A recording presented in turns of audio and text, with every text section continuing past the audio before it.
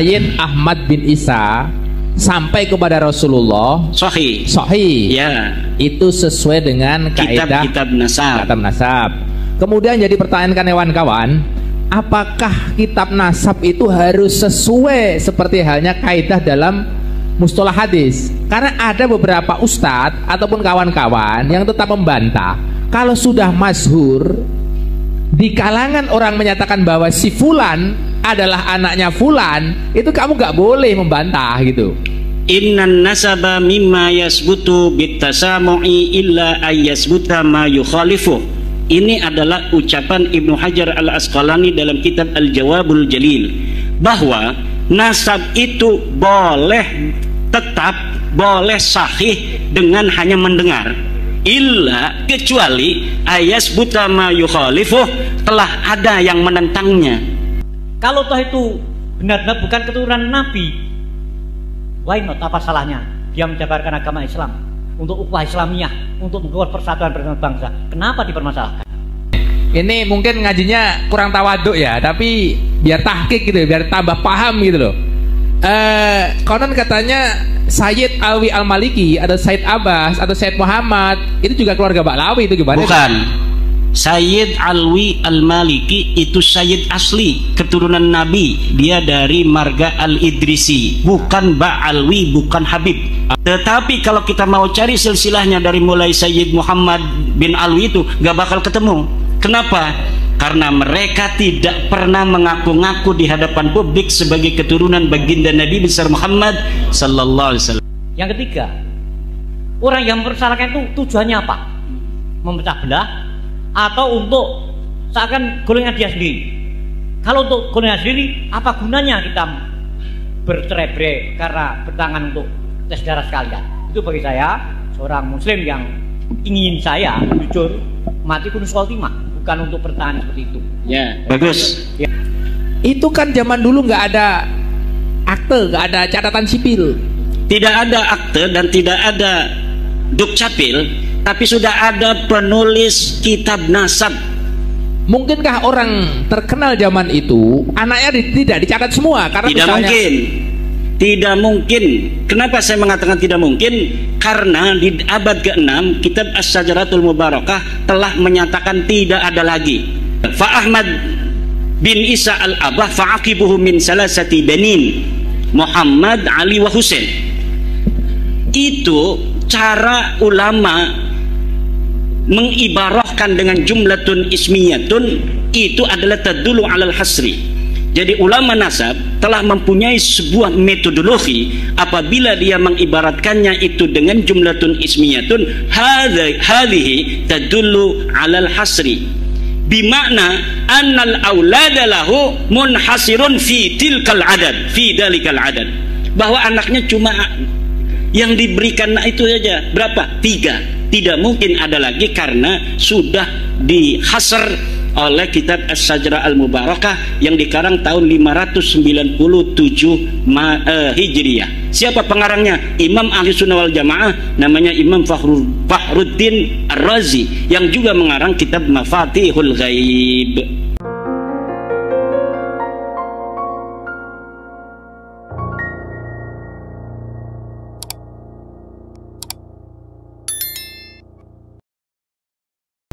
Assalamualaikum warahmatullahi wabarakatuh. Alhamdulillahil malikil hakim, al-jawadil karimil azizir rahim, fattariqu ilayhi wadihul lil qasidin, waddalilu alayhi laihul lin nadhirin. Wassalatu wassalamu ala sayyidina Muhammadin wa ala alihi wa sahbihi ajma'in. Ya Hayyu ya Qayyum ya Hannanu ya Mannanu ya Dayyanu ya Sultan ya Dzal Jalali wal Ikram. Allahumma salli ala Sayyidina Muhammadin salatan taj'alu biha hadzal ma'hada ma'hadan mubarakan bil ulumil mubarakah wat talamidatil katsirah wa ala alihi wa sahbihi ajma'in. Amma ba'du, fa ya ashabal fadail, para alimil ulama, para kiai, para asatidzah, wabil khusus sahibil bait, pimpinan pengasuh pondok pesantren Pitutur Luhur Kiai Agus Waluyo, Ketua PCNU Karanganyar Kiai Nuril Huda, Rois Surya, harusnya Rois Surya dulu nih, diulang. Rois Surya PCNU Karanganyar Yai Abdul Aziz, Ketua PCNU Kiai Nuril Huda, Katib dan Sekjen Bapak Kiai Jati Pramono Abdul Qadir, Perjuangan Wali Songo Indonesia Kiai Ukit, Ki Jumhari, Ki Satrio, dan para hadirin, para kiai Karanganyar, ibu-ibu, wabil khusus Ketua Muslimat PCNU Karanganyar Bunda Lis, dan sekjennya juga hadir, alhamdulillah. Pada kesempatan hari ini kita alhamdulillah ditakdirkan oleh Allah Subhanahu wa taala untuk bisa berkumpul di Pondok Pesantren Pitutur Luhur pimpinan yang mulia Kiai Agus Waluyo dalam rangka halaqah kebangsaan membicarakan tentang nasab Ba'alwi yang mengaku sebagai keturunan daripada Rasulullah Muhammad sallallahu alaihi wasallam.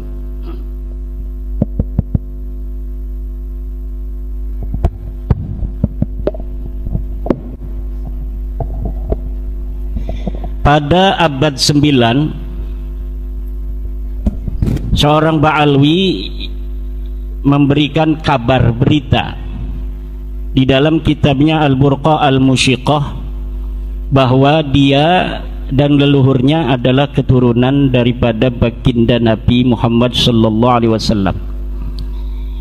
Apa yang ada di dalam kitab Al-Burqatul Musyiqah ini adalah sebuah khabar, sebuah berita.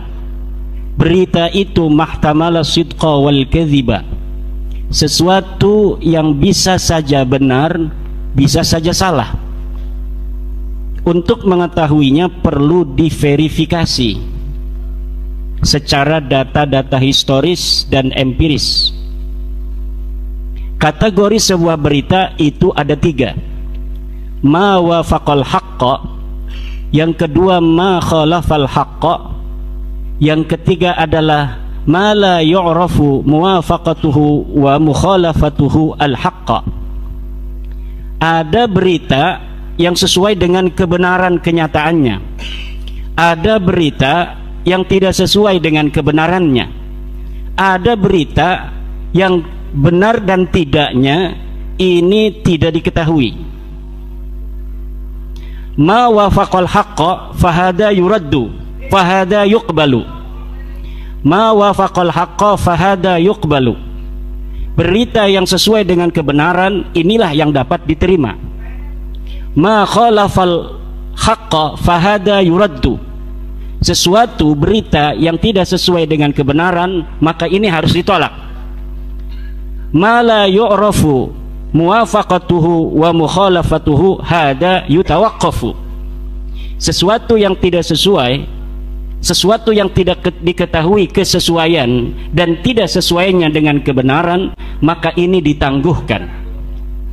Lalu berita bahwa Ba'alwi ini adalah keturunan Nabi masuk yang mana? Menurut yang saya telah telusuri, berita bahwa Ba'alwi keturunan Nabi Muhammad ini masuk dalam kategori berita yang kedua, yaitu ma khalafal haqqa fahada yuraddu, sesuatu yang tidak sesuai dengan kebenaran dan ini harus ditolak. Dari mana saya berkesimpulan bahwa nasab Ba'alwi adalah termasuk dalam kategori kedua yang merupakan berita yang harus ditolak? Jawabannya adalah karena nasab Ba'alwi ini bertentangan dengan 4 kesimpulan kebenaran.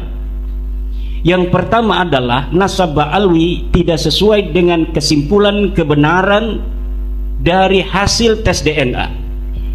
Yang kedua, nasab Ba'alwi bertentangan dan dengan kesimpulan kajian pustaka kitab-kitab nasab. Yang ketiga adalah nasab Ba'alwi harus ditolak karena tidak sesuai dengan kesimpulan kebenaran kitab-kitab sejarah. Dan yang keempat adalah nasab Ba'alwi ini tertolak karena bertentangan dengan kebenaran standar awam. 4 kebenaran ini tidak masuk sama sekali dalam nasab Ba'alwi. Nasab Ba'alwi bertentangan dengan kesimpulan kebenaran dari hasil tes DNA karena 180 orang dari klan Ba'alwi yang telah melakukan tes DNA ini secara presisi menyatakan bahwa mereka bukan keturunan Nabi Muhammad. 6 orang dari Indonesia dan sisanya dari 180 orang itu adalah dari Yaman telah melakukan tes DNA dan hasilnya bahwa darah mereka tidak ada kaitan dengan darah Nabi besar Muhammad sallallahu alaihi wasallam. Menurut pakar DNA, pakar genomik, pakar genetik baik dari dalam negeri maupun dari luar negeri, bahwa hasil tes DNA dari para Ba'alwi, mereka berhaplogrup kebanyakan adalah G. Sedangkan kalau mereka mengaku sebagai keturunan Nabi Muhammad SAW, seharusnya mereka berhaplogrup J1. Instruksi kayak maaf ya, karena di sini mohon maaf kita istilahnya menyambung ya. Saya sebagai penyambung lidah teman-teman lah, kawan-kawan, dan juga ada banyak yang WA ke saya. Ada beberapa jamaah itu belum paham apa itu Ba'lawi gitu. Tolong dikupas dulu ya. Kita panjang lebar ngomong Ba'lawi, definisi aja itu belum paham gitu loh gitu. Ba'lawi itu adalah sebuah keluarga yang di Indonesia mereka ini dipanggil Habib. Nah, bedanya Habib dengan Syarif atau Sayyid itu? Kalau Habib itu adalah panggilan untuk keluarga imigran Yaman yang ada di Indonesia. Sayyid itu adalah keturunan dari Rasulullah Muhammad sallallahu alaihi wasallam. Keturunan Nabi yang di dalam keturunannya ada raja, itu biasanya disebut syarif. Seperti Syarif Hidayatullah, Syarif Mekah, Syarif Aun Mekah, Syarif Zaid, itu keturunan Nabi yang dalam silsilahnya ada yang jadi pejabat. Kalau hanya menjadi ulama itu biasanya bergelar Sayyid. Nah itu, jadi sudah paham ya. Kalau saya nyebut Ba'alwi itu maksudnya Habib. Oh gitu, Ba'lawi iya. Habib. Ba'lawi itu adalah Habib. Kalau Sayyid ulama. Sayyid itu adalah keturunan Nabi Muhammad SAW yang sudah terverifikasi dari mulai datuk-datuk mereka di dalam kitab-kitab nasab telah terverifikasi secara presisi bahwa mereka adalah keturunan daripada Rasulullah Muhammad sallallahu alaihi wasallam. Oke, hadirin kira-kira paham ya? Paham sebelum dilanjutkan, paham ya dulu ya? Udah paham ya? Sayyid, Syarif, Habib. Sudah paham ya? Alhamdulillah. Kemudian dikatakan ini guys, sebelum dilanjut, mohon maaf ya ini. Ini mungkin ngajinya kurang tawaduk ya, tapi biar tahqiq gitu, biar tambah paham gitu loh. Konon katanya Sayyid Alwi Al-Maliki atau Sayyid Abbas atau Sayyid Muhammad itu juga keluarga Ba'lawi, itu gimana? Bukan.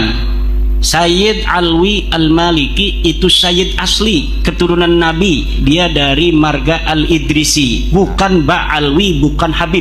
Alhamdulillah. Sayyid Alwi Al-Maliki, Sayyid Abbas Al-Maliki, Sayyid Muhammad bin Alwi Al-Maliki, sekarang ini Sayyid Ahmad bin Muhammad bin Alwi Al-Maliki, itu adalah keturunan Rasulullah yang asli dari marga Al-Idrisi yang ada di Makkah Al-Mukarramah. Tetapi kalau kita mau cari silsilahnya dari mulai Sayyid Muhammad bin Alwi itu gak bakal ketemu. Kenapa? Karena mereka tidak pernah mengaku-ngaku di hadapan publik sebagai keturunan baginda Nabi besar Muhammad sallallahu alaihi wasallam. Allahumma sholli ala Muhammad. Jadi Sayyid Alwi Al-Maliki dan anaknya Sayyid Muhammad bin Alwi itu guru daripada kiai saya. Saya berguru pada Tubagus Asuri bin Tahir, kiai saya di Serang itu berguru kepada ayahnya Muhammad bin Sayyid Muhammad bin Alwi Al-Maliki. Ya, namanya Sayyid Alwi Al-Maliki, dan kepada pamannya yaitu Sayyid Abbas Al-Maliki. Sayyid pamannya Sayyid Muhammad itu namanya Sayyid Abbas. Kemudian nanti punya anak lagi namanya Sayyid Abbas juga. Nah, ini adalah keturunan Rasulullah asli, Sayyid dari Makkah Al-Mukarramah, dari marga Al-Idrisi, bukan keturunan Ba'alwi, bukan Habib. Dia Sayyid. Itu. Oke, kesimpulan berarti Sayyid dan Syarif pasti keturunan Rasul gitu ya? Ya.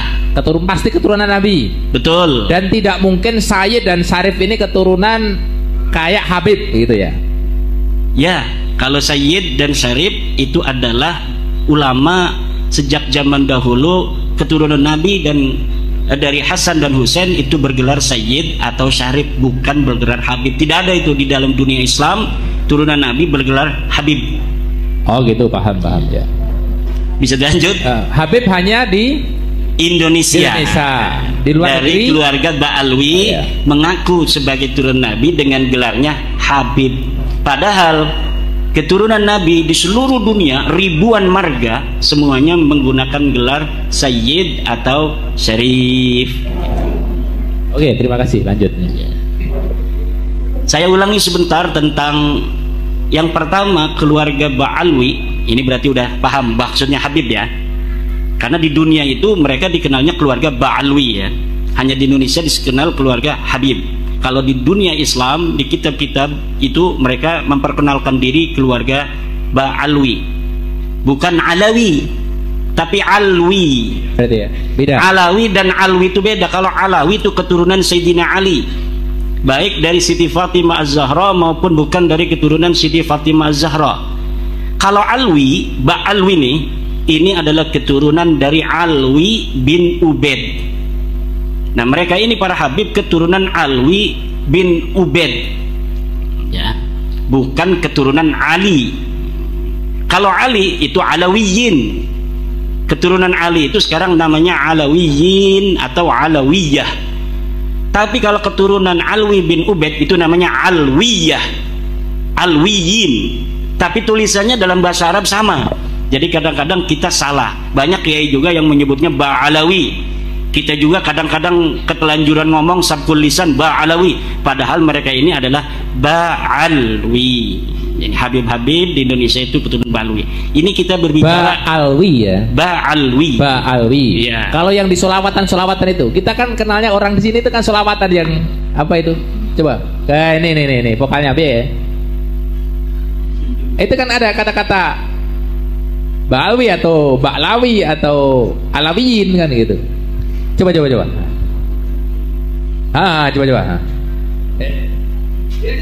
Kita bingung di. Betul. Coba. Mangga.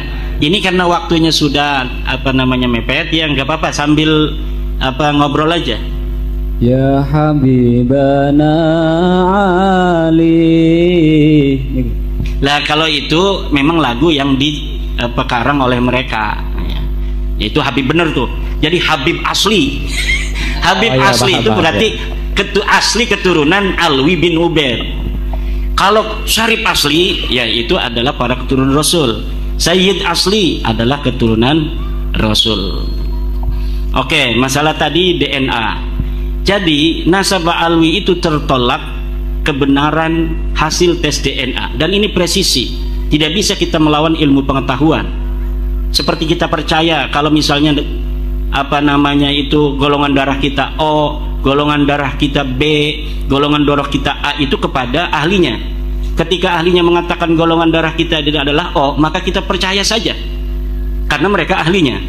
Begitu pula ketika mereka para ahli biologi, ahli genetika, ahli genomik mengatakan bahwa setelah diperiksa darah mereka ini bukan darah Rasulullah SAW, maka yang tahu benar dan tidaknya adalah para ahlinya. Sedangkan di Indonesia ini, Badan Riset Inovasi Nasional itu telah mengatakan bahwa keluarga Ba'alwi ini bukan keturunan Nabi besar Muhammad SAW berdasarkan hasil tes DNA mereka 180 orang. Itu yang pertama.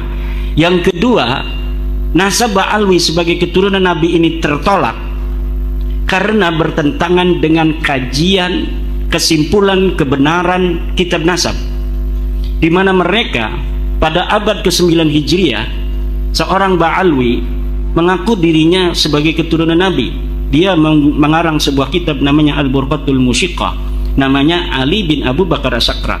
menulis dalam kitabnya dia adalah Ali bin Abu Bakar bin Abdurrahman bin Muhammad Maula Dawilah bin Alwi bin Ali Sahibud Darak bin Alwi Al-Ghayyur bin Faqih Muqaddam bin Muhammad Sahib Birbat bin Ali Qali Qasam bin Alwi bin Muhammad bin Alwi bin Ubaid, katanya bin Ahmad bin Isa.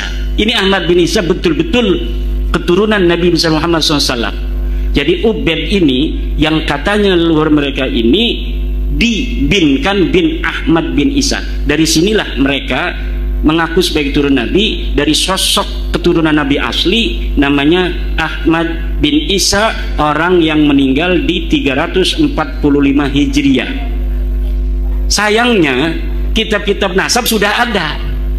Kitab nasab itu setiap generasi keturunan Rasul itu dicatat. Dari mulai tahun 199 Hijriah itu sudah dikarang kitab nasab. Abad ke-200, tahun ke-200 Hijriah banyak kitab nasab. Abad ketiga 300 Hijriah banyak kitab nasab. Termasuk Ahmad bin Isa ini anak-anaknya sudah dicatat semua. Anaknya cuma 3, namanya Muhammad, Ali dan Husain. Tidak ada anak yang bernama Ubaid. Disinilah pengakuan abad 9 ditolak oleh kitab yang sudah ada di abad ke-4, ke-5, ke-6, ke-7, ke-8. Ustadz Idrus Somli mengatakan ada kitabnya, namanya kitab Al-Burqatul Musiqah, Tabaqatul Khawas. Iya ada, tapi itu ada di abad ke-9. Pengakuan yang baru ada setelah 550 tahun orangnya meninggal dunia. Kalau pengakuan sebagai turunan Nabi dari nama Ahmad bin Isa yang katanya namanya Ubaid, sedangkan kitab nasab yang ada pada zaman Ahmad bin Isa atau yang mendekatinya menolak, maka berita ini adalah ma khalafal haqqa, berita yang tidak sesuai dengan kebenaran, fahada yuraddu, maka ini harus ditolak. Yang ketiga, nasab Alwi ini bertentangan dengan kesimpulan kebenaran kajian kitab sejarah. Kitab-kitab sejarah banyak ditulis.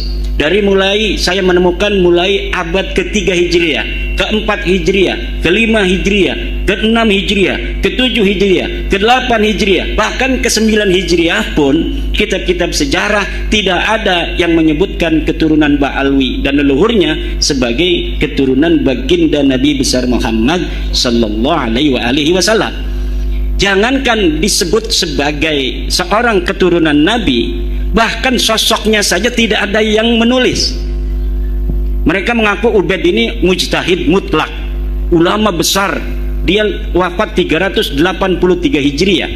Tetapi kitab-kitab biografi ulama, kitab-kitab sejarah yang ada pada masa Ubaid ini sama sekali tidak menyebutkan sosok Ubaid ini pernah ada di Yaman.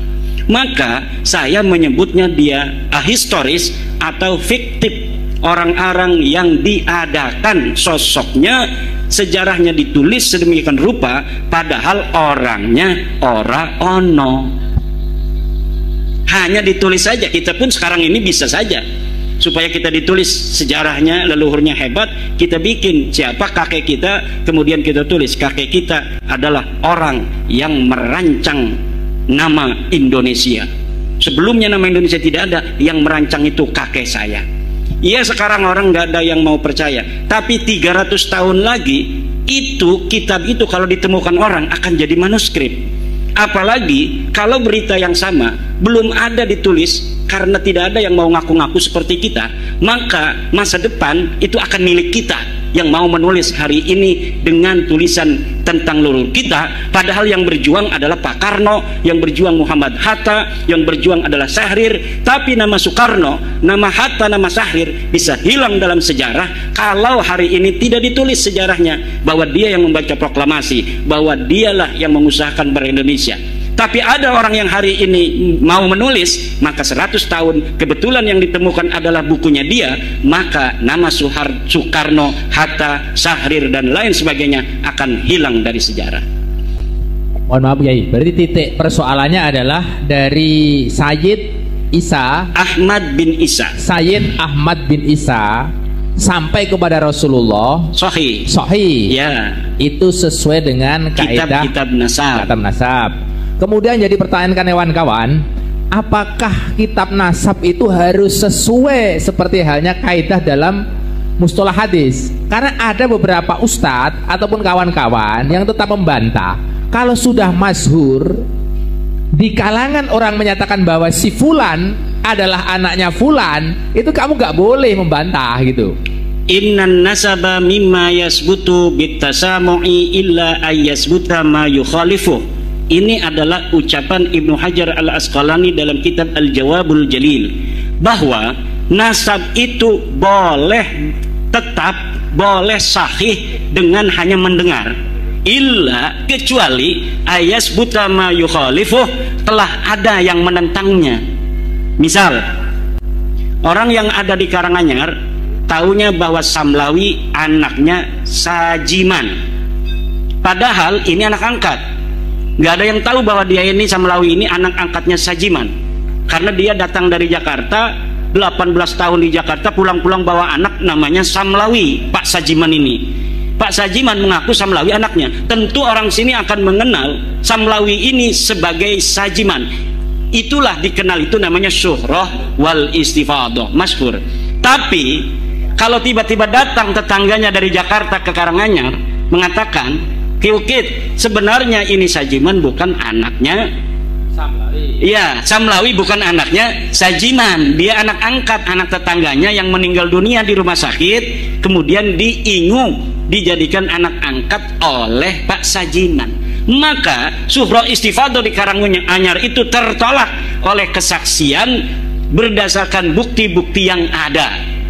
Begitu. Oke, jadi dari Sayyid Ahmad bin Isa ke Rasulullah sahih. Sahih. Dari Abdullah atau Ubaid atau nama yang lain ke bawah tidak sahih. Ini punya saya.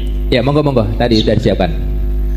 Ada beberapa kawan ustadz daerah sini yang dia berpikir begini, itu kan zaman dulu nggak ada akte, nggak ada catatan sipil, tidak ada akte dan tidak ada dukcapil, tapi sudah ada penulis kitab nasab.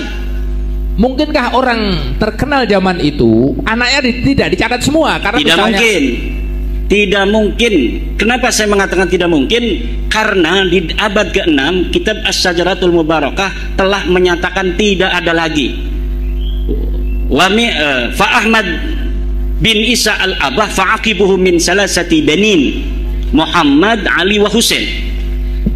Itu cara ulama mengibarahkan dengan jumlatun ismiyatun, itu adalah tadulu alal hasri.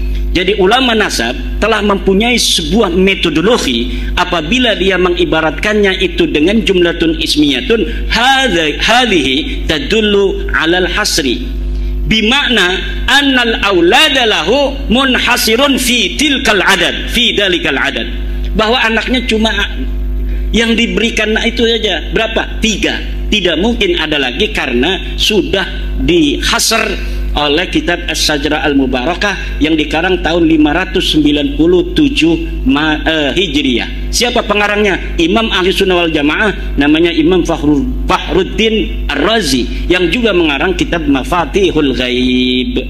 Dan itu istilahnya terjadi ijma di antara ulama pakar nasab gitu. Tidak perlu ijma. Nasab itu bukanlah seperti fikih. Oh gitu ya. Sekarang ada nggak nama Ubaid disebutkan oleh kitab lain? Tidak ada sama sekali. Yang nyerempet misalnya? Nggak ada. Dari mulai abad keempat kitab Silsilatil Alawiyah, nama Ubaid tidak disebutkan. Dari kitab abad kelima Takhdibul Ansar karya Al-Ubaidili, kitab Muntaqilatut Talibiyah karya Ibu Toba Al-Mazdi karya Al-Umari tidak menyebutkan. Kitab abad ke-6 As-Sajrah Al-Mubarakah, kitab abad ke-7 Al-Asili, kitab abad 8 Sabatul Musan dan lain sebagainya, sama sekali. Bahkan di abad 9 sendiri Ibnu Inabah dalam kitabnya adalah itu kitab Ibnu Inabah, itu abad 9 sendiri Ibnu Inabah tidak menyebutkan Ubaid sebagai anak Ahmad bin Isa. Maka ketika ada berita di abad selanjutnya yang menyebutkan Ahmad ini punya anak Ubaid, hada maudhu'un mukhtalaqun, dibikin-bikin. Dan saya sudah menemukan bagaimana kronologis dari mereka cara membikin-bikinnya itu. Silakan baca dalam PDF yang saya sudah bagikan, membongkar skandal ilmiah nasab Ba'alwi. Itu bagaimana sebenarnya Ubed ini Ubed ini anaknya Isa. Isa itu anaknya Alwi. Jadi Ubed bin Isa bin Alwi. Itu saja yang mereka tahu. Ketika ada seorang ulama namanya Abdullah bin Ahmad bin Isa, mereka menyangka ini silsilah mereka. Silsilah yang ada di mereka selama ini Ubed bin Isa bin Alwi, kebalik katanya. Padahal itu nggak ada kaitannya. Orang ini disebut Alu Ba'alwi di dalam kitab As-Suluk. Namanya Abul Hasan atau disebut juga Syarif Abdul Jadid. Maka mereka mencangkok silsilah orang ini yang disebutkan di dalam kitab As-Suluk menjadi silsilah mereka. Dari mana mereka mendapatkan nama Ubed bin Isa bin Alwi? Itu juga dapat mencangkok dari keluarga Al-Ahdal. Jadi ada keluarga mengaku sebagai turun Nabi di Yaman namanya Al-Ahdal. Dia dicatat di abad 7 pindah kakeknya dari Irak ke Yaman. Dari situ mereka keluarga Habib-Habib ini mengatakan keluarga kita juga leluhurnya adalah adik atau sepupu daripada kakeknya Al-Ahdal. Jadi sama-sama pindah ke Yaman. Padahal kakek mereka tidak dicatat dalam As-Suluk, tapi mereka membonceng sejarah yang ada di dalam kitab As-Suluk tentang hijrahnya leluhur Bani Ahdal menjadi sejarah mereka. Jadi pertama mereka itu memboncengnya pada sejarah Bani Ahdal yang dikatakan dalam kitab sejarah kakeknya berpindah dari Yaman dari Irak ke Yaman. Kemudian karena tidak tahu silsilahnya, hanya disebutkan begitu saja hijrah dari Irak ke Yaman, tapi tidak ada silsilahnya. Akhirnya mereka mencari-cari silsilah. Ketemunya di silsilah Syarif Abdul Jadid. Nyangkoklah kemudian mereka ke silsilah Syarif Abdul Jadid. Jadi nyangkok ke satu, nyangkok ke yang lain, akhirnya semuanya tertolak. Hari ini Bani Ahdal yang dicangkok oleh Ba'alawi, silsilah Ubed bin Isa bin Alwi itu telah difatwakan oleh Syekh Sarafuddin Samsuddin bukan keturunan Nabi. Jadi ada 21 marga yang jadi, hari ini Ubed bin Isa bin Alwi itu asalnya. Dan Isa di sini itu bukan Said Ahmad bin Isa. Bukan. Oh, beda orang. Beda orang. Jadi dia beda orang. Ini kayaknya ini yang benar kayak gitu. Oh, kayak di Jawa di sini ada namanya Pangeran Diponegoro. Itu ada 2 orang. Pangeran Diponegoro yang perang Jawa tahun 1825 sampai 1830 dibuang ke Sulawesi. Satu lagi Pangeran Diponegoro yang eranya Kartosuro. Jadi pusing itu kadang membedakan itu 2 orang namanya sama. Ya. Gitu ya, kira-kira sama seperti itu ya? Kira-kira begitulah. Jadi sejarah saja, kesimpulan sejarah itu sudah menolak Ba'alwi ini sebagai turun Nabi. Yang terakhir itu adalah kesimpulan kebenaran ilmiah awam. Orang awam itu walaupun tidak sekolah, tidak mondok, tapi kebenaran secara ilmiah standar universal itu sama, semua paham. Ini saja nasab Ba'alwi itu oleh kebenaran ilmiah standar awam yang tidak sekolah, tidak pesantren tertolak. Bagaimana penjelasannya? Kebenaran ilmiah itu ada 2. Yang pertama logis, yang kedua adalah empiris verifikatif. Jadi harus masuk akal dan harus dapat dibuktikan. Orang desa yang tidak sekolah, kalau dia punya tetangga, saya punya tangga Ki Ukit punya anaknya 3, kemudian ada orang ceramah Ki Ukit punya anak 4, pasti saya orang awam ini mengatakan orang itu salah.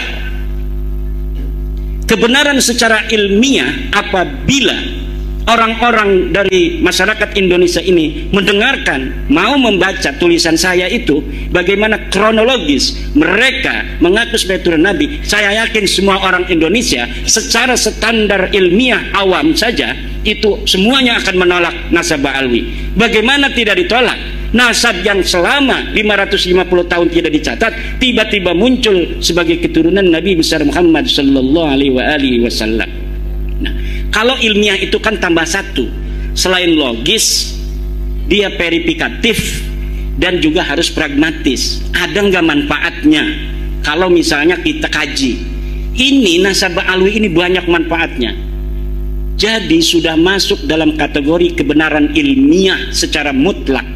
Bahwa kebenaran ilmiah itu pertama harus logis, dia harus masuk akal.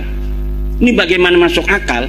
Kitab-kitab 550 tahun yang ditulis tidak menyebutkan, tiba-tiba muncul setelah 550 tahun.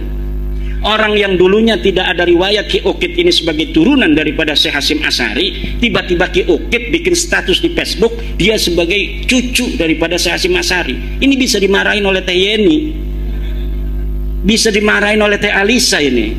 Pemenang politiknya beda, gegering kok. Tapi kalau Ki Ukit ini tidak nulis di Facebook yang tidak orang banyak tahu hari ini, tapi dia nulisnya di buku harian, lalu 100 tahun lagi buku hariannya ditemukan oleh orang, ini bisa geger, bisa geger. Orang masih bisa nanti, bisa jadi Syekh Hasyim Asy'ari punya istri di Karanganyar, yang tidak diketahui oleh Teh Yeni dan Teh Alisa. Mbak Yeni ya, saya ingatnya di Jawa Barat, di Banten, Mbak Yeni dan Mbak Alisa. Kalau hari ini ngaku langsung ditolak. Tapi kalau ngakunya nanti 100 tahun lagi kitabnya baru ditemukan, ini bisa saja menjadi perdebatan seperti saat ini. Ada yang mendukung Ki Ukit keturunannya nanti, ada juga yang menolak. Ini saya punya kitabnya Risalah Risalah Ahlussunnah wal Jamaah. Di dalam kitab Risalah Ahlussunnah wal Jamaah karangan Mbah Hasyim Asy'ari dikatakan anaknya cuma 1 Abdul Wahid, ya kan? 2 Yusuf, 3 tidak ada nama seperti leluhurnya Ki Ukit yang namanya Samlawi itu kan. Tidak ada Syekh Hasyim Asy'ari punya anak nama Samlawi.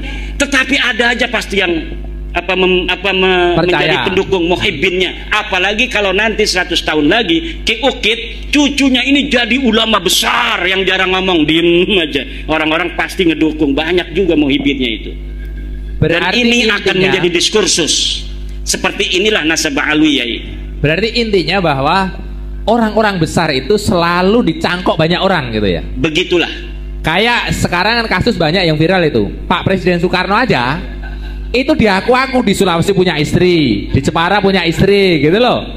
Berarti Sayyid siapa tadi? Ahmad bin Isa yang dikatakan Al-Muhajir itu dicangkok banyak orang gitu ya. Dicangkok pertama oleh keluarga Syarif Abdul Jadid dan itu tertolak.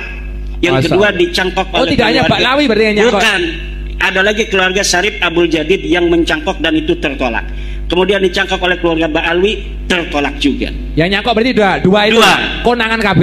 Kewenangan KB. Oh, alhamdulillah gitu. Alhamdulillah. Oke. Berarti yang karena ini keistimewaannya apa sih sebenarnya Sayyid Ahmad bin Isa yang dikatakan Al-Muhajir itu kok sampai dicangkok orang gitu loh? Apa karena hanya beliau Sayyid atau punya keistimewaan tersendiri gitu? Karena sejarahnya tidak jelas.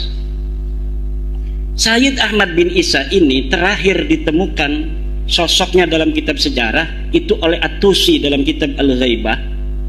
Tahun 250-an dia sedang ada di Madinah. Dan setelah itu kabar beritanya tidak ada yang tahu. Dari sinilah orang-orang itu bisa untuk nyangkok, berspekulasi bahwa karena Ahmad bin Isa ini tidak diketahui setelah dari Madinah kemana, kemudian sebagian orang mengatakan dia hijrah ke Yaman katanya. Kamilah keturunannya. Padahal anaknya yang ada di Madinah kemudian pindah ke Irak, pindah ke Qum yang ada di Iran, dan mereka mencatat keluarga mereka sampai sekarang pun masih ada keturunannya. Lihat karangan kitab Syekh Zabarah, itu ada keturunan Ahmad bin Isa dari Muhammad, dari Husain, dari Ali, dan tidak ada dari mereka yang mengatakan bahwa leluhur mereka Ahmad bin Isa punya anak namanya Ubed. Begitu. Oke, dari Mbak Lawi kalau di Indonesia kan misalnya yang paling kondang Habib Pekalongan lah. Habib siapa? Habib Lutfi. Kalau dari marga satu yang nyangkok ke Sayyid Ahmad bin Isa itu yang terkenal siapa itu? Dari marga apa? Yang nyangkok ke Said Ahmad bin Isa tadi kan, Baklawi nyangkok ke Said Ahmad bin Isa. Semua yang ada di Indonesia ini semuanya Baklawi. Nah, satunya lagi yang Syarif Abdul Jadid itu Syarif Abdul Jadid. Abad ke-7 diberitakan keluarganya ingkirot. Artinya ingkirot tidak berketurunan lagi. Oh gitu. Tidak bisa dikatakan kualat. Iya, karena apa? Karena ya ini juga menurut saya skandal ilmiahnya Baklawi yang mengatakan Syarif Abdul Jadid itu ingkirot. Karena kalau tidak dikatakan ingkirot, maka keturunannya akan dicari orang untuk memverifikasi benarkah Baklawi ini keturunan daripada Syarif Abdul Jadid itu, saudara dari Syarif Abdul Jadid. Karena mereka akan mengaku saudara dari Syarif Abdul Jadid. Oh, iya. Makanya nyangkol ke situ. Tapi apa tuju ke sini sudah nggak ada keturunannya? Sudah tidak ada keturunannya versi Baklawi. Oh, versi Baklawi. Versi Baklawi. Tapi sesungguhnya tidak tahu. Belum tahu ya. Belum ditemukan data tentang keturunan Syarif Abdul Jadid hari ini. Oke, Kiai. Yang jadi pertanyaan lagi, ini sebenarnya remeh-temeh ya. Orang di sini banyak yang bertanya, sebenarnya orang mengatakan tesis Kiai Imad itu sebenarnya tesis magister S2, kan ada SD, SMP, SMA, kemudian sarjana itu kan istilahnya lagi apa? Garap skripsi, ngono ta? Nah, S2 kan tesis. Kalau S3 doktoral kan tesis gitu. Apakah di sini yang dimaksud itu tesis semacam itu? Karena di sini banyak yang bingung gitu. Itu silogisme. Jadi tesis itu kesimpulan ilmiah.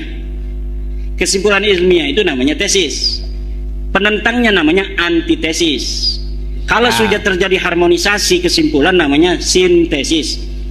Nah, ini tesis itu adalah kesimpulan ilmiah saya, begitu. Oh, berarti yang nyerang-nyerang Kiai Imad dari sudut pandang ilmiah, mereka dikatakan antitesis. Antitesis. Lah sudah ada sintesis belum? Belum. Oh gitu. Pintu luar insya Allah. Kalau sintetis itu ada harmoni. Karena apa? Mereka tidak bisa membantah. Oke, makanya siapapun saya tegaskan, kalau ada orang yang bisa bicara ilmiah kayak gini, tak undang guys.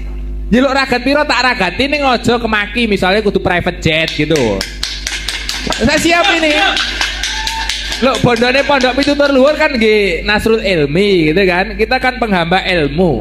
Lah siapa berani sini gitu loh. Minta amplop 15 juta gak apa-apa. Alhamdulillah Kiai ndak pasang tarif ini. Saya gak sebel karo Kiai karo mau balik atau Habib sing pasang tarif. Akhirnya wong melarat-melarat ini gak kuat apa jenenge ngrawuhke. Betul gak ini? Ruwet pokoknya ini. Lho nek ana sing antitesis dari Kiai Imad, Mbah Habib, Mbah Jawa, Mbah Encik. Kalau di sini orang mengalami Mbah Jawa ngenten iki ngarani wong Arab itu Encik iki. Mbah Encik, Mbah Jawa, Mbah Cina, Mbah Londo, Mbah Arab tak ragati. Misalnya omahe Jordan tak tukone tiket tak golekne hotel sing apik nek ra gelem turu nang kene. Saya tantang ini semuanya ya. Baik di YouTube kan di live radio to iki. Urip ra radio iki? Urip radio urip, YouTube ya urip. Ini tantangan terbuka nang Pitutur Luhur. Nggih, tantangan terbuka. Jelo amplop genah-genahan ra apa-apa. Misale amplope 50 juta gak apa-apa. Oke, siap mboten? Siap ya. Tapi jangan rusuh loh ya. Jangan rusuh dan jenengan siap berjuang. Ojo istilahnya ora wani membela kebenaran. Betul? Betul? Nah, lanjut Mbah Kiai. Ngapunten iki yo ya, pati adab. Bagus ini. Mungkin yang lainnya coba, mungkin ada yang nanya yang lain. Monggo. Ini mic-nya. Pakai mic, Pak. Mana panitianya nih, tukang anterin mic. Oh, itu ada aja. Halo.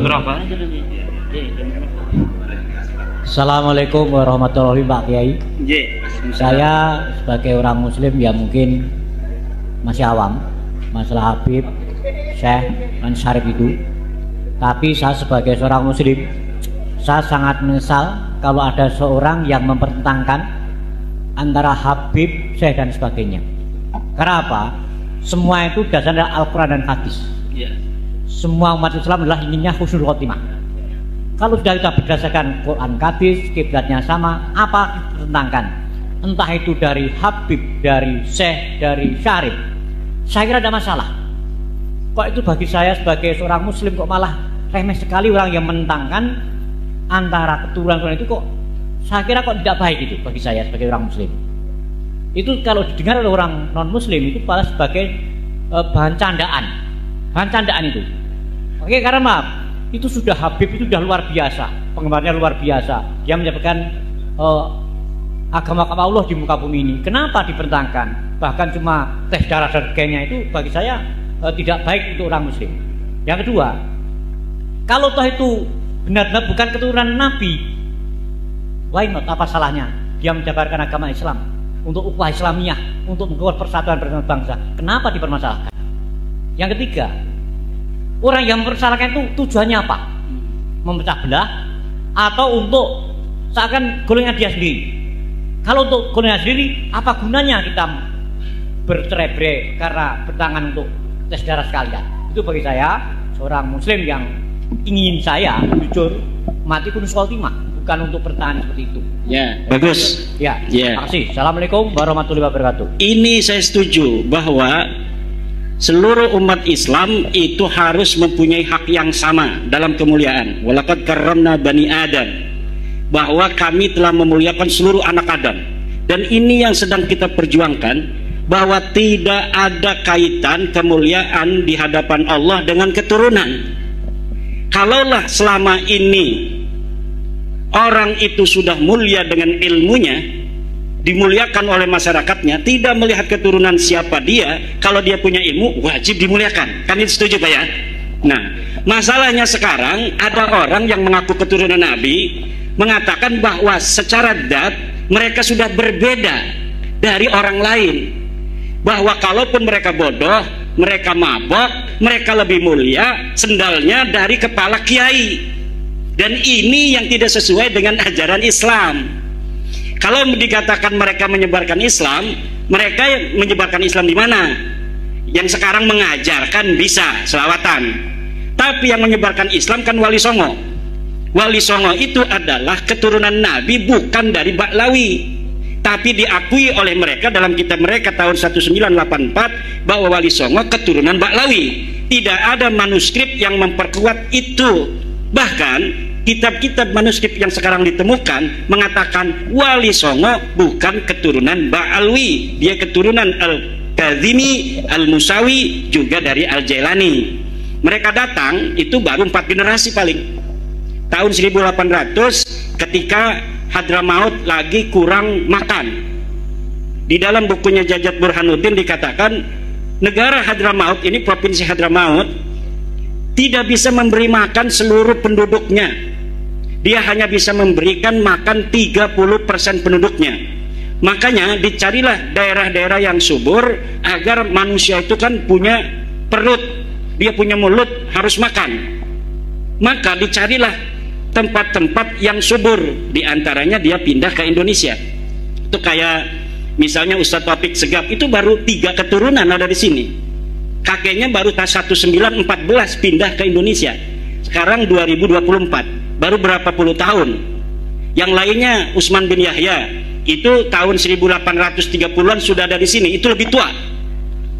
Yang lain itu yang banyaknya itu tahun 1901 sampai 1943. Nah, di Indonesia ini itu sudah mayoritas Islam.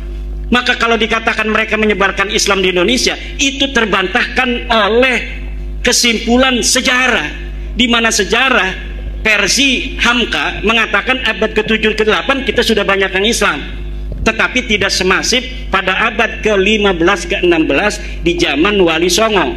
Jadi yang paling banyak menyebarkan agama Islam di Indonesia itu terjadi pada masa Wali Songo. Sebelumnya sudah ada Syekh Bentong, Syekh Hasanuddin di Kerawang, tapi tidak semasif Wali Songo. Kenapa Wali Songo itu berhasil? Karena Wali Songo bukan hanya ulama, juga mereka adalah pemerintah.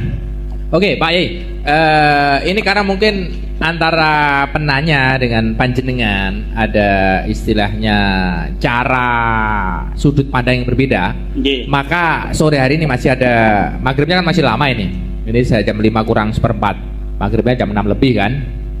Itu saya berusaha jadi moderator lah kalau panjenengan semua setuju gitu.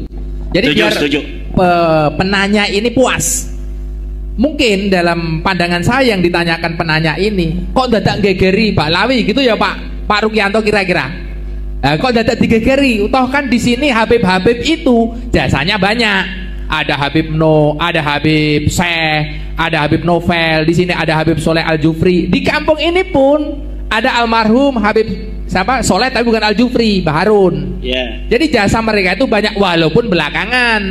Di sini ada ulama namanya Syekh Hasan Tafsir, wafatnya 1911. Habib Baharun datang baru kemarin sore, kebetulan sudah wafat. Habib Soleh Al-Jufri datang di sini tahun 2000. Anak saya yang dongani, yang akikoi Habib Soleh Al-Jufri. Karena beliau memandang mungkin dadak digegeri Pak Lapi ngopo wong ning kene wis dakwah kok.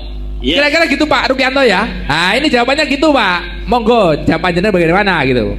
Iya, jawaban saya adalah kalau menyebarkan pertama kali tidak.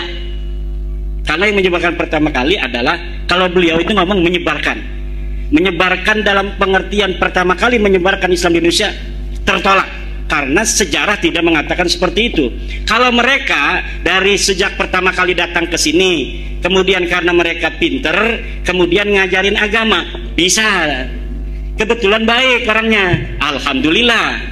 Tapi ada ajaran-ajaran, doktrin-doktrin, lihat di YouTube bagaimana dari keluarga Ba'alwi ini ada yang mengatakan kalau tidak menjadi muhibbinnya Ba'alwi tidak akan dapat syafaat Nabi. Ya betul, saya juga diancam gitu ya. Iya. Pokoknya nek pitutur luhur melu kiai Imat gak bakal oleh syafaate Kanjeng Nabi. Kalau tidak percaya Habib itu cucu Nabi maka tidak akan barokah. Saya sudah dikafirkan. Oh malahan tambah ekstrim ya. Iya sudah.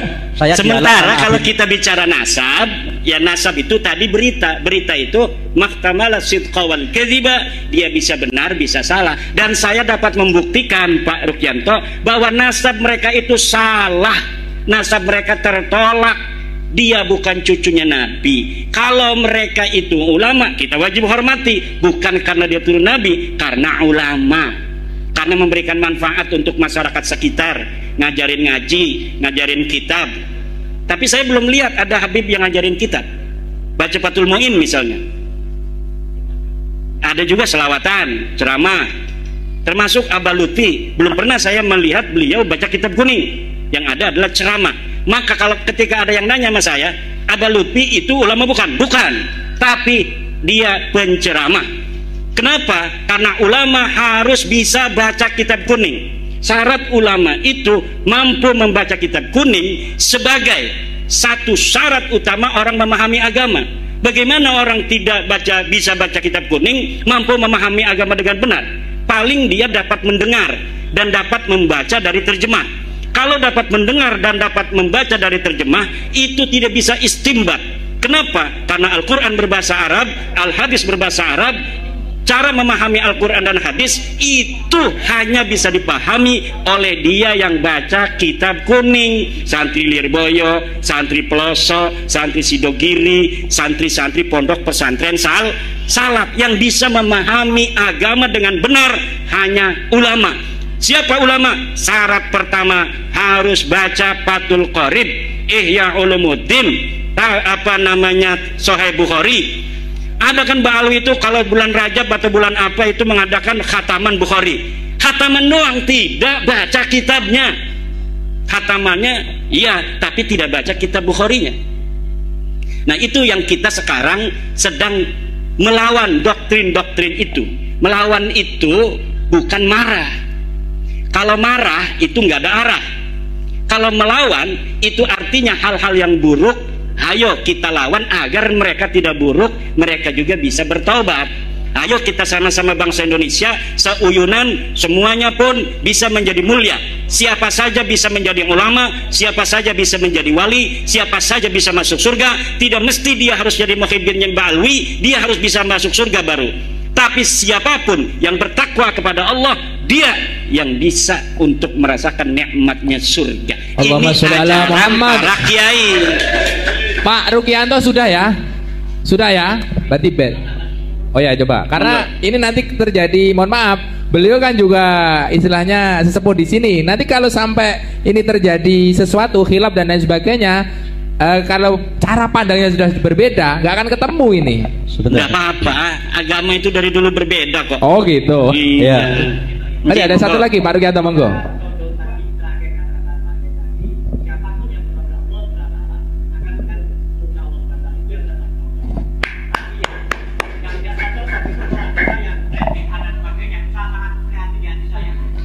begini Pak Rukyanto, kenapa saya mengatakan tes DNA sekarang-sekarang? Dulu enggak, ini sudah setahun 7 bulan saya tidak ngomong-ngomong tes DNA, karena ketika sudah kita ungkapkan kebenaran melalui kitab, melalui sejarah, melalui standar ilmiah yang universal, mereka tetap mengaku ngotot, marah, mencela, mencaci saya, kemudian tetap mengatakan saya turunan Nabi dan kamu adalah begal nasab. Oke, kalau masih kekeh mengaku turun Nabi, ada cara lagi, yaitu tes DNA itu.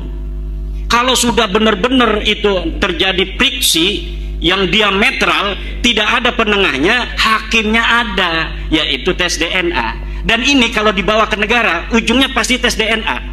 Karena ketika Mario Teguh berbeda pendapat dengan anak dan istrinya, kata istrinya yang sudah dicerai itu bahwa anak ini anak Mario Teguh. Kata Mario, bukan. Dia takut sama istri yang sekarang kan. Akhirnya anaknya tes DNA, Mario Teguh tes DNA, dan ditemukan tes DNA-nya betul bahwa anak ini, Danang apa siapa itu, adalah anak dari Mario Teguh. Jadi ketika terjadi friksi, ta'arud yang tidak bisa diselesaikan, maka friksi. salah satu-satunya cara adalah tes DNA. Friksi, mohon maaf, friksi ini orang awam nih, friksi belum paham apa artinya gitu. Ah gitu. Ya terjadi perbedaan pendapat. Ah gitu. Iya. Mungkin ini teman saya Aliyah. Pak Rukyanto. Enggak, saya seneng kalau ada diskusi itu seneng. Ini saya dulu juga berpikir seperti panjenengan, kenapa wong podo-podo Islami eker-ekeran. Tapi karena perkembangan pemikiran kita, dan kita itu jari santri-santri itu ngaji tanpa henti. Yang jadi persoalan itu bukan baik atau tidak baiknya. Habib yang baik juga banyak, guru saya yakin, saya akui guru saya Habib yang baik. Yang jadi persoalan di sini ya, beliau mengaku sebagai dzurriyyah Rasul. Satu, sebentar ya, jangan dipotong dulu. Ngaku sebagai dzurriyyah Rasul.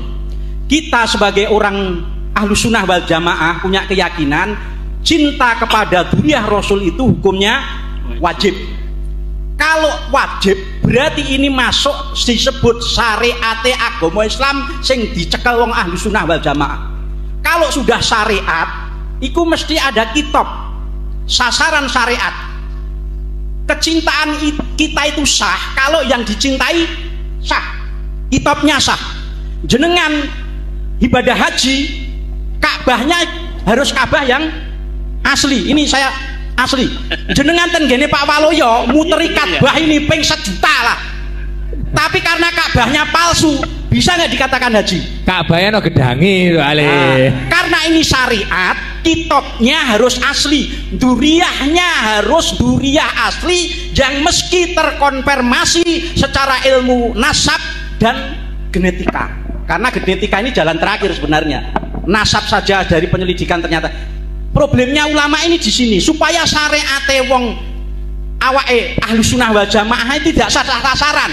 Wis tiwas dicintai pol-polan jebur istri tetangga ngono lho. Akhirnya duh tiwas tak seneng pol-polan kok jebur bojone toko gitu. Saya kira sederhananya seperti itu. Saya kira sudah ya, dari Pak Ruki sudah, dari Pak Kiai Imat sudah, dari Kiai Ukit sudah. Ada pertanyaan pertama dari daerahnya Kiai Imat ini yang menarik. Mohon maaf, biar ini semuanya jelas. Karena begini, saya punya kawan banyak di sana gitu, termasuk alumni Pendidikan Agung itu.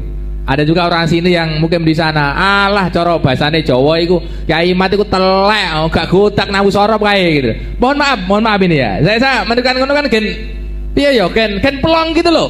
Kanca-kanca sing nang Banten gen ngrungokno, mungkin dia penasaran kan. Sebenarnya Kiai Imat ini cara mondok ning endi sih gitu. Biar jelas, karena nanti kan lama-lama terkuak. Soalnya ning kono iki nduk bantai tanggone dhewe, aremok to. Sama seperti saya dulu, alah walau yai pekok goblok, gak iso ngopo-ngopo, gak pondok gitu, gak tahu mondok. Lah ketika teman-teman saya mondok di Rinakung datang ke sini, melongo sing ngelok ngono. Lah ini tolong, Kiai Imat dulu mondok di mana? Nanti kan lama-lama tahu biar jelas itu. Ya, kalau apakah saya bisa nahu sorab? Lihat saja buku-buku saya bahasa Arab di Maktabah An-Nur. Ada 22 kitab saya di Maktabah An-Nur. Itu ada di Emirat Arab. Muhammad. Saya mengarang kitab tentang nahu sorab, nahu itu kitab Amil, Syarah Alfiyah. Alpiyah itu yang diaji di Jawa Timur sebagai kitab nahwu paling tinggi, saya sudah sarahin, dan sarahnya bisa di-download di maktabah-an-nur.com, di arsip ORG, dan bisa beli dan bisa diteliti mana yang salah. Itu dalam kitab nahwu. Dalam usul fikih saya ngarang Talkhisul Husul dalam usul fikih. Dalam kitab Qawaid al-Fiqhiyah saya mengarang Al-Jalaliyah fil Qawaid al-Fiqhiyah. Dalam kitab Balaghah saya mengarang Syarhul Maimun fi Syarhi Al-Jauharil Maknun. Kitab Jauharil Maknun adalah kitab yang sangat populer di dunia pesantren sebagai cara santri memahami ilmu ma'ani, ilmu bayan, dan ilmu badi'. Dan saya sudah sarahi kitab itu, silahkan melihat kitab saya, dan itu dijual bebas dari penerbit mulai Kediri, Jakarta, Pasuruan, Jogja, semuanya itu ada di Sofi, dan kitabnya itu bisa diteliti. Dari situ akan dilihat seorang apakah dia bisa ilmu nahwu atau ilmu sharaf atau ilmu balaghah atau ilmu fiqih. Nihayatuz Zen, kitab Syekh Nawawi, sudah saya syarahi dalam kitab Al-Muktafi, dan kitabnya bisa di-download siapa saja di internet. Lihat saja syarah Nihayatuz Zen Imaduddin Utsman Al-Bantani, karya Syekh Nawawi itu sudah saya syarahi. Nama kitabnya Al-Muktafi fi Syarhi Nihayatiz Zaini li Syekh Nawawi At-Tanara Al-Bantani. Oke. Kalau mondoknya, mondok saya pertama saya mondok di Pondok Pesantren Ashabul Maimanah, pimpinan Syekh Muhammad Sanwani. Dia pengarang kitab. Kitabnya banyak, di antaranya kitab Babe Nenem. Babe Nenem ini adalah nado maksud bahasa Jawa. Beliau banyak sekali ngarang kitab, tapi banyaknya bahasa Jawa. Kemudian yang kedua saya mondok di Syekh Sanja bin Kasmin, Pondok Pesantren Riyadul Alfiyah di Pandeglang. Itu satu angkatan banyak ya, itu banyak yang kenal saya. Kemudian saya mondok lagi di Syekh Tubagus Hasuri bin Tahir di Pondok Pesantren At-Tahiriyah. Kalau Syekh Sanja itu khusus kitab Alpiyah saja. Kalau Syekh Hasuri bin Tahir itu seluruh kitab. Di beliau inilah murid dari Syekh Alwi Al-Maliki. Masya Allah. Beliau Syekh Hasuri Tahir ini selain berguru kepada Syekh Alwi Al-Maliki, juga berguru kepada Syekh Hasan Al-Masyar, Syekh Yasin Al-Padan, Syekh Abdul Qadir Al-Mandaili, dan kitab-kitab yang lain itu di Taif. Kemudian saya mondok lagi kepada Syekh Mufti bin Asnawi, pengarang kitab Amsilatul I'rab. Itu bisa semua nama-nama yang saya sebutkan itu semuanya ada di internet ya. Jadi bisa dicari itu Syekh Hasuri bin Tahir siapa, Syekh Sanja bin Kasmin itu siapa. Kemudian saya mengaji di Syekh Muhammad Amin, Syekh Dimyati bin Muhammad Amin Al-Bantani. Tapi saya tidak mukim. Saya hanya ngaji dari pesantren mukim saya malam Selasa dan malam Jumat. Ngaji kitab Ukhudul Juman pada Buya Dimyati. Buya Dimyati itu seorang sufi yang tidak pernah bicara tasawuf. Dia ngajinya kitab alat, ngajinya kitab tafsir, ngajinya kitab fikih. Itulah sufi yang asli. Orang sufi bukan ngomongin tasawuf halu-halu begini-begini kepada orang seakan-akan dia sudah sampai pada derajat tertentu. Seorang sufi asli itu, tasawuf itu adalah fil a'mal, dalam bagaimana dia membawa tasawuf dalam akhlak, dalam tingkah laku, dalam kehidupan, bukan untuk dibicarakan. Kemudian saya mondok lagi pada ilmu tauhid pada Syekh Obay Hasan Basri di Karawang. Saya mondok kitab-kitab alat di pesantren Warudoyong di Sukabumi. Saya juga pesantren di banyak pesantren pasaran sampai Kaliwungu, tafsir Jalalain dan kitab As-Sirul Jalil, kitab Hasbunallah. Puasa kilatan gitu ya. Kilatan. Insyaallah. Dan kalau kilatan-kilatan itu kan ya hanya 10 hari, 15 hari menamatkan satu kitab.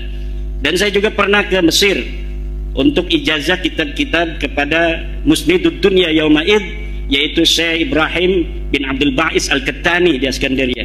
Saya mendapatkan seluruh ijazah kitab-kitab hadis, dari mulai kitab Sahih Bukhari, Kutubus Sittah, kitab-kitab Masanid, kemudian kitab-kitab Ma'ajim, kitab-kitab Mu'jam, kemudian kitab-kitab Musannafat, cara menulis dengan musannaf seperti Musannaf Ibnu Abdul Razak dan lain sebagainya.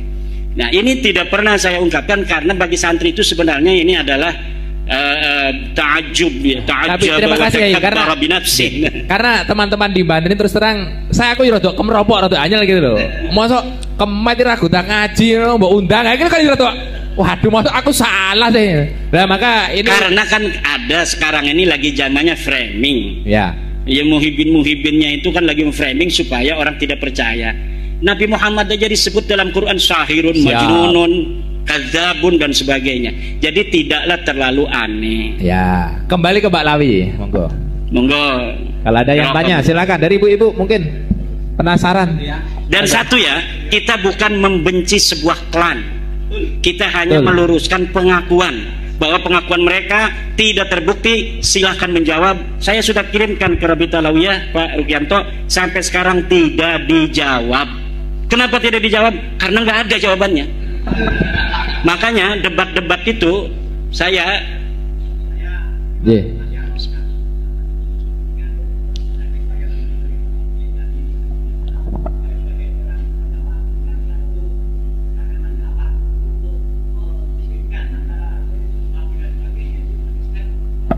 karena mereka dulu ya Pak Rukianto, mereka itu ngomong seperti ada seorang Habib Baharun, wahai kiai-kiai jangan sampai merasa dirinya walaupun pinter ngaji kitabnya, jangan sampai merasa dirinya sama dengan habaib.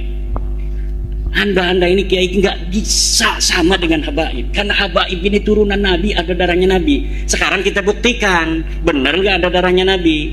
Kalau silsilahnya nyambung nggak, itu bisa dengan ilmu nasab, bisa dengan kitab-kitab nasab. Kalau ada darah Nabi atau tidak, itu dengan tes DNA Pak Rukianto. Dan sekarang sudah dites 180 orang, hasilnya gagal. Gagal maning. Karena ada satupun yang nyerempet. Tidak ada. Oh, gitu. Bisa dipastikan tidak ada satupun mereka yang mengaku Ba'alwi sebagai keturunan Nabi itu adalah keturunan Nabi, tidak ada. Maka saya mengatakan kepada pembela-pembela Balwi itu, masalah akhlak kan itu ada yang baik, ada yang tidak. Masalah ilmu ada yang pintar, ada yang tidak. Kita hormati yang berakhlak baik, yang berilmu, tapi jangan minta tarif kan? Begitu. Tapi kalau masalah nasab ini sudah qat'i dengan tes DNA, mereka laisu min abna'i Rasulillah sallallahu alaihi wasallam. Allahumma sholli alaihi